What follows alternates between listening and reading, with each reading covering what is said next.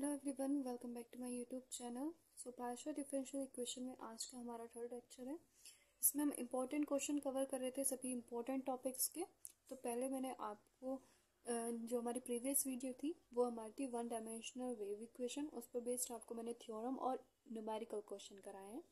इससे पहले मैंने आपको कैनिकल फॉर्म का पूरा लीनियर ट्रांसफॉर्मेशन बताया था और उस पर बेस भी मैंने आपको 5 इंपॉर्टेंट क्वेश्चंस कराए। तो उन सभी वीडियोस का लिंक मैं आपको इस वीडियो के डिस्क्रिप्शन बॉक्स में दे दूंगी। आप वहां से जाके बाकी के पीडी के लेक्चर्स ज़रूर देखें, क्योंकि एग्ज़ाम के लिए बहुत ज़्यादा एग्ज़ाम के पॉइंट ऑफ व्यू से बहुत ज़्यादा इंपॉर्टेंट है। सो आज हम बात करेंगे D element solution of the wave equations.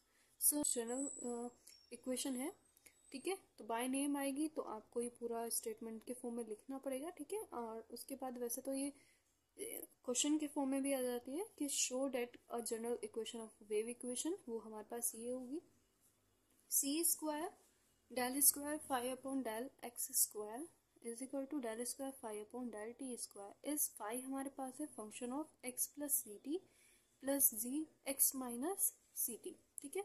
So given equation is, हमारे पास जो गिवन इक्वेशन है वो ये है।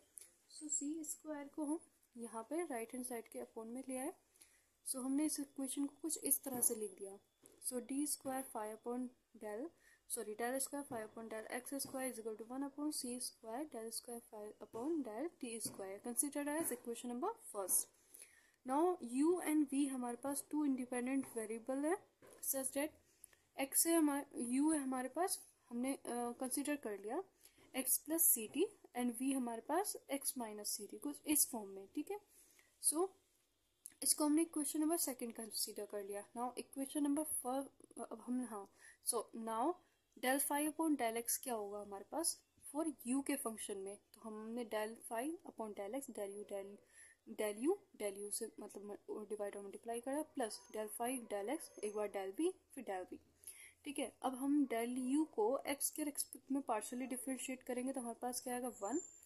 फिर v को हम x के रिस्पेक्ट में पार्शियली डिफरेंशिएट करेंगे तो हमारे पास वैल्यू क्या आएगी 1।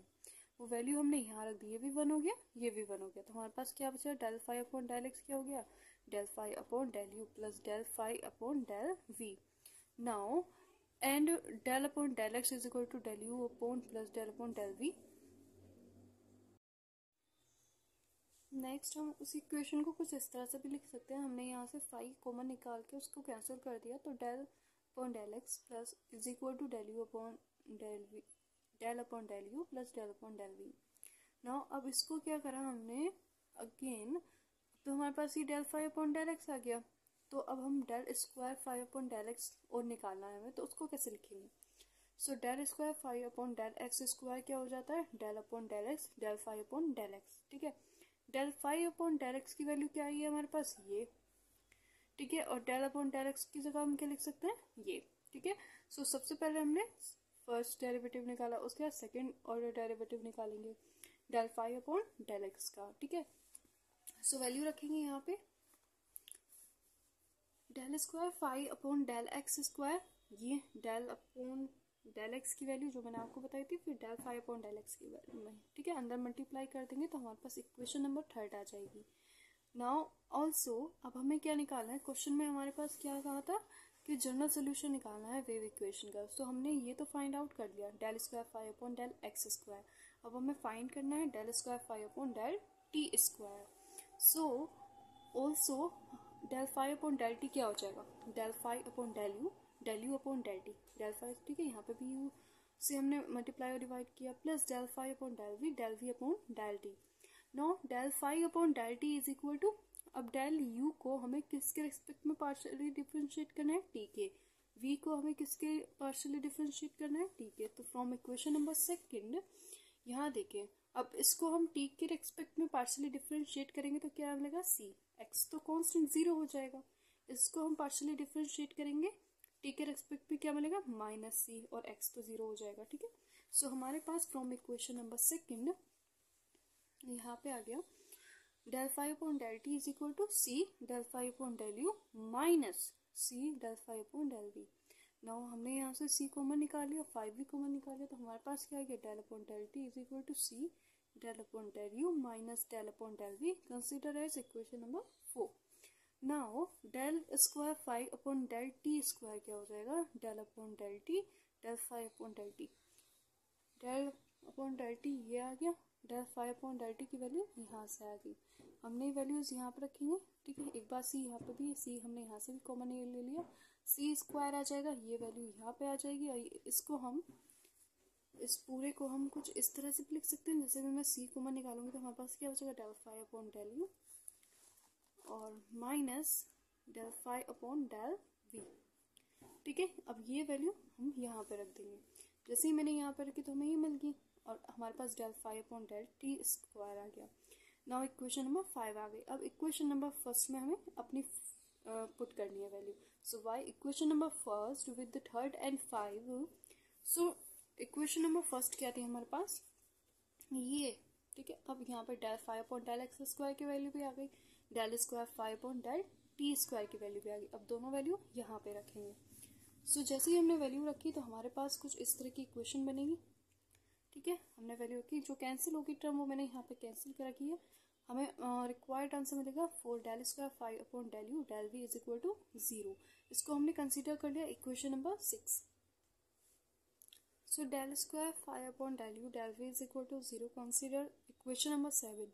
ऑन इंटीग्रेटिंग वी गेट, अब इसको इंटीग्रेट करेंगे विद रिस्पेक्ट टू v तो हमारे पास क्या बचेगा, del phi upon del u is equal to function of u. Now इसको इंटीग्रेट करेंगे विद रिस्पेक्ट टू u तो हमें इंटीग्रेशन मिलेगा phi is equal to f u plus g we.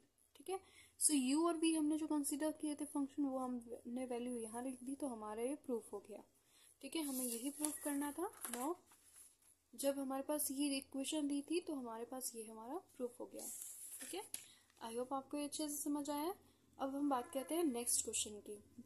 So obtain the solution of 2 dimension diffusion equation.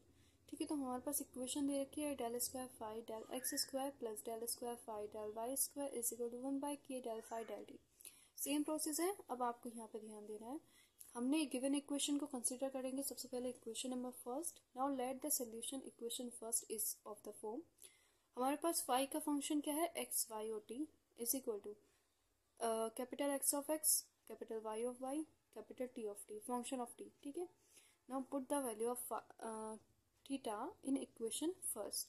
Now अब इसको हम, हमारे पास function किसके रिस्पेक्ट में हो रहा है, एक्स डबल, मतलब डबल डेरिवेटिव, तो x double dash y t ऐसे ही रहेगा. प्लस इसमें हमारे पास वाई का कितने बार डेरिवेटिव हो रहा है, सेकेंड टाइम, तो x y double dash t is equal to, यहाँ पे हमारे पास टी का कितनी बार फंक्शन डेरिवेटिव होता है, 1 बार. So x y t dash upon में क्या है, के. ठीक है, नाउ अब हमने क्या करा, यहाँ से इस पूरे में ये जो x, ये वाला x और यहाँ से y, एक्स वाई को यहाँ इसके नीचे ले आए और जो कैंसिल हो रहा है वो कैंसिल कर देंगे. तो जब ये x और y इसके नीचे आएगा तो एक इक्वेशन यहाँ पे कुछ इस, यहाँ पे लिख देती हूँ, एक इक्वेशन कुछ ऐसी बनेगी, वाई टी अपॉन यहाँ से एक्स वाई आ जाएगा plus x y double dash t upon x y is equal to यहाँ पे टी डैश अपॉन के. ठीक है, और इस पूरे में से हमने क्या कॉमन निकालेंगे, टी. ठीक है, चलो ये टी अभी हम बाद में लेंगे, पहले ये. तो एक्स वाई जब नीचे आएगा तो इस एक्स से एक डैश, ये सॉरी इस वाई से वाई कैंसिल हो जाएगा क्योंकि एक्स डबल डैश तो ऐसे रहेगा. इस एक्स से ये एक्स कैंसिल हो जाएगा. नाउ यहाँ से टी जब इसके नीचे आएगा तो ये वाला टी इसके नीचे आ जाएगा. ठीक है, तो हमारे पास क्या इक्वेशन बचेंगी, x double dash x plus y double dash y is equal to 1/k t dash upon t, considered as equation number third.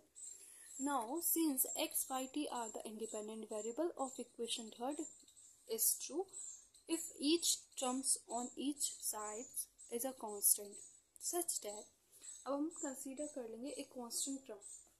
So double dash of x upon x को हमने कंसीडर किया minus n square. So y double dash y minus m square, t double dash k t minus p square. तो हमारी जो equation है वो कुछ इस फॉर्म में हमें मिलेगी, n square plus m square is equal to p square, and p m हमारे पास आर्बिट्री कांस्टेंट है.